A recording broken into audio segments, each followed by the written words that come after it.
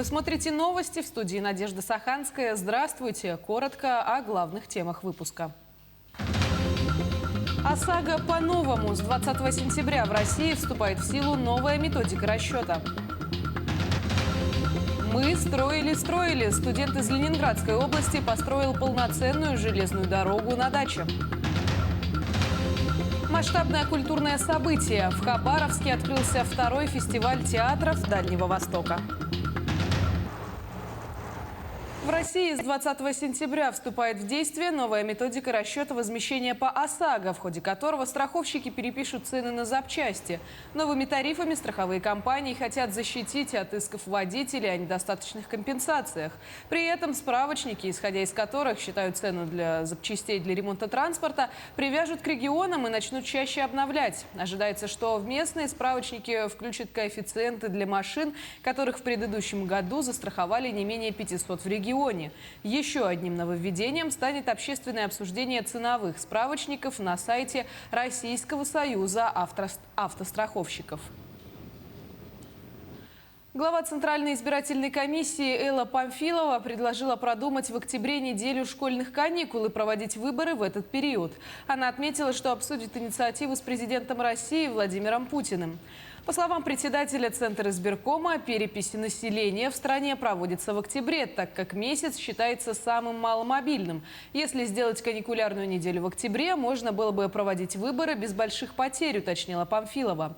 Отметим, ранее Элла Памфилова заявила, что сайт Центральной избирательной комиссии России в ходе прошедшего голосования подвергся кибератакам беспрецедентного масштаба. Она подчеркнула, что половина кибератак производится с территории Соединенных Штатов, четверть из Германии, 10% из России и 5% из Китая.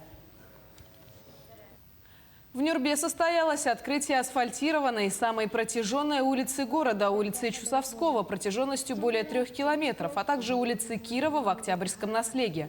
Тем самым завершился важный этап в реконструкции улиц поселений Нюрбинского района. С 2018 года в Нюрбе заасфальтировано 10,5 километров и в Антоновке более 2 километров автодорог. Работа по асфальтированию и освещению улиц продолжится. Администрация района совместно с холдингом РИК «Автодор» и Министерством транспорта Якутии планирует реализовать пилотный проект по капитальному ремонту улиц Наслегов Нюрбинского района за счет средств Дорожного фонда республики и районного бюджета. В городе Нюрба уложено более 10,5 километров заасфальтированной улицы. В Октябрьском наследии 2,5 километра. А сегодня мы сдаем участок улицы имени Героя Советского Союза Чусовского протяженностью 3 километра 100 метров. Значит, ширина проезжей части 7 метров и обочины по 1,5 метра. Где-то порядка 5 дней была проведена подготовка земполота и основания. И в течение 6 дней вот этот участок был заасфальтирован. А вот строительство новой, но уже железной дороги воплотил в жизнь 17-летний студент из Ленинградской области. Владислав Иванов с помощью друзей построил полноценную железную дорогу на даче. Для Владислава это первый подобный проект.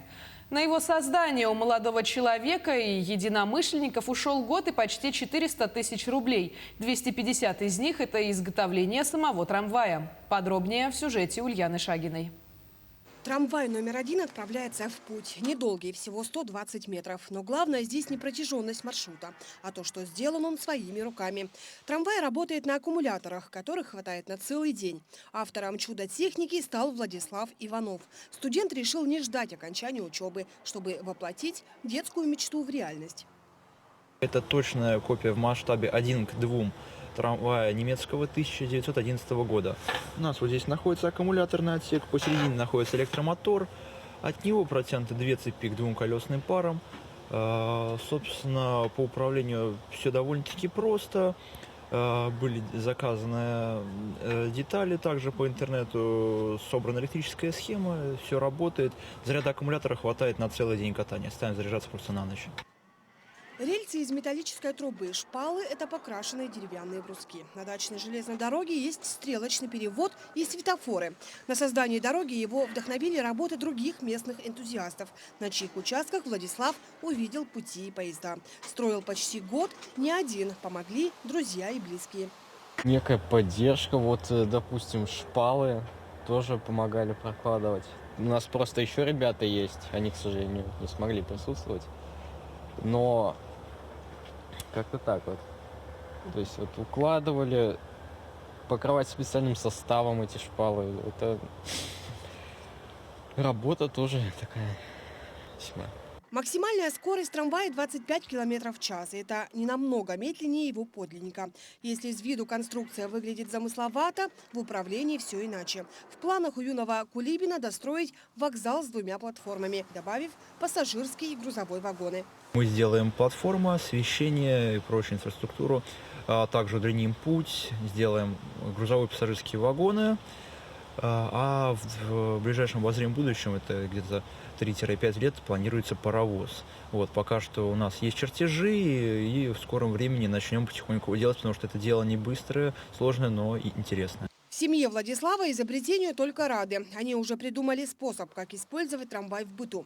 К примеру, возят на нем стройматериалы или дачный урожай. Ульяна Шагина, Владимир Борисов, Ленинградская область. В конце августа на Вилюйской гидроэлектростанции запустили один из 3 агрегатов. Все 3 установки перерабатывают механическую энергию реки Вилюй в электрическую. По плану гидроагрегатов должно быть 4, чтобы гидроэлектростанция заработала в полную мощь. Наши коллеги узнали, для чего еще нужна 4-я установка и сколько средств понадобится, чтобы ее приобрести.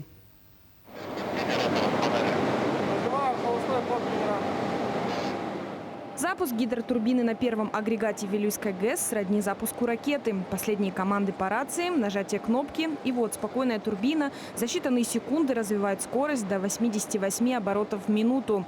Рев гидротурбины 1-го агрегата здесь не слышали давно. Была на ремонте. В конце августа вернулась в строй.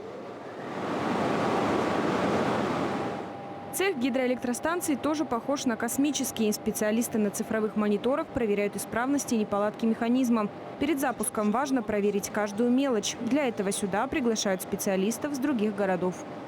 Сервисные работы мы в основном проводим для того, что в течение какого-то времени, долгого, могут быть какие-то изменения, связанные с электротехникой, то есть конденсаторы посаживаются и так далее, в связи с чем могут плавать преобразователи, поэтому мы приезжаем, проверяем всю электронику, проверяем, что не сбилась калибровка контррегулирования.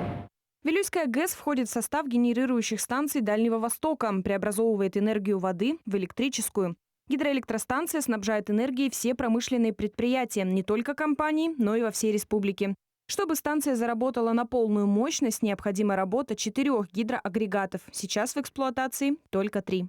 В данный момент у нас в силу отсутствия 4-го агрегата и в силу отсутствия воды, объема воды в проточной части, возникают неравномерные напряжения в фундаменте здания ГЭС.